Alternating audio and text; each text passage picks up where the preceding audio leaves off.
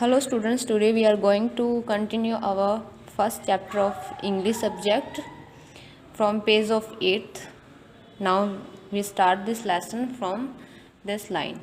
Perhaps you have worked too hard, she said. उसने कहा, वो जो लेडी थी अपने पिछली बार जो लास्ट टर्म में पढ़ा था कि एक लेडी उस जो पर्सन था वो फार्मर था उससे वो मिली थी वहाँ पे एक शैडो के नीचे एक पेड़ था एक ट्री था उसकी शैडो के नीचे मिली थी। तो वो क्या कह रही है कि perhaps you have work too hard she said. उसने कहा कि हाँ मुझे पता है कि तुम बहुत ही हार्ड वर्क करते हो। व्हाट डू यू मीन, तुम्हारा क्या मतलब है? उस फार्मर ने उससे पूछा। Can anyone work too hard, क्या कोई हार्ड वर्क नहीं करता? I have only done what my hard working farmer would do. क्या तुम्हें यही लगता है कि सिर्फ तुम्हारा ही जो काम है वही सिर्फ हार्ड है, वही सिर्फ एक मेहनत का काम है? I shall work and never rest until I am too old.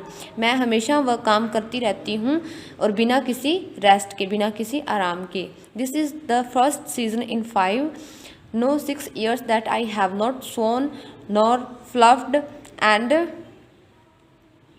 उसने कहा कि ये पाँच साल बीत चुके हैं और अब ये 6 ईयर स्टार्ट हो गया है जबकि मैंने अब तक कोई भी बारिश नहीं देखी और ना ही मैंने अब तक अपने खेत को क्या है कल्टीवेटेड किया है। प्लफ का मीन्स होता है उसे जोतना। प्लफ्ड का मीन्स क्या होता है?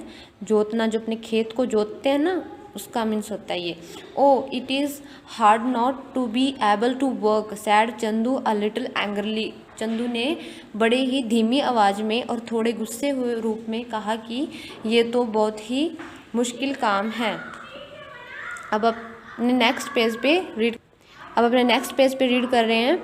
But my son that is what I am talking about. वो कह रही है कि लेकिन मैं अपने बेटे के बारे में बात कर रही हूँ। यू हैव स्ट्रेंथ नाउ, तुम बहुत ही मजबूत हो अब भी। You can work without a break, तुम बिना किसी ब्रेक के काम कर सकते हो। But have you thought about the land, क्या तुमने कभी उस लैंड के बारे में सोचा है? The earth works too when you plough, आपकी जो अर्थ है, जो आपकी जो धरती है वो कब काम वर्क करेगी? जब तुम उसे प्लफ मतलब कि जब तुम उसे जोतना स्टार्ट करो या जब उसे प्लफ करोगे। एंड सो एंड प्लांट, जब तुम्हें उसमें क्या है प्लांट वगैरह ग्रो करोगे।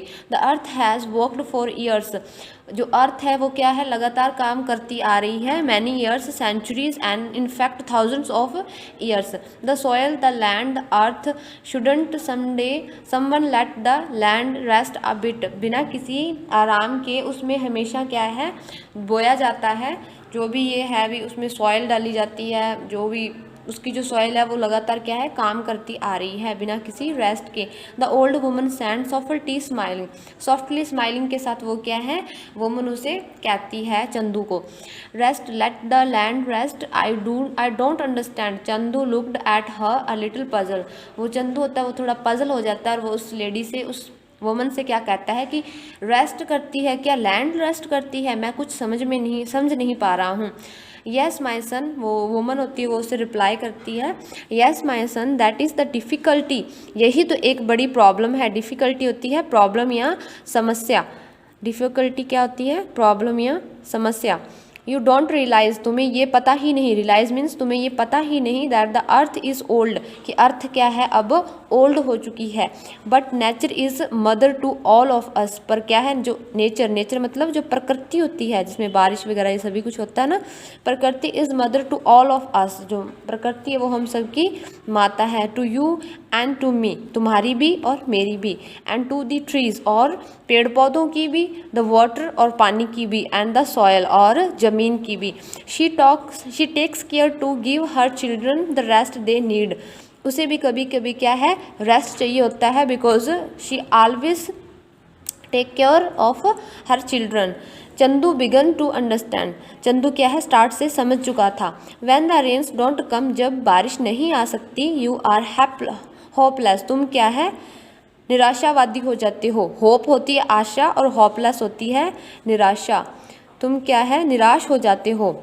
But in that way the land is left alone, but इस केस में क्या है कि जो लैंड है वो क्या है बिल्कुल अकेली रह चुकी है। The land lies under distribute starting at the sky resting. जो लैंड है वो क्या है, अंडर डिस्ट्रीब्यूटिंग मतलब जो लगातार डिस्ट्रीब्यूट करती रहे, कुछ ना कुछ देती रहती है, starting at the sky resting.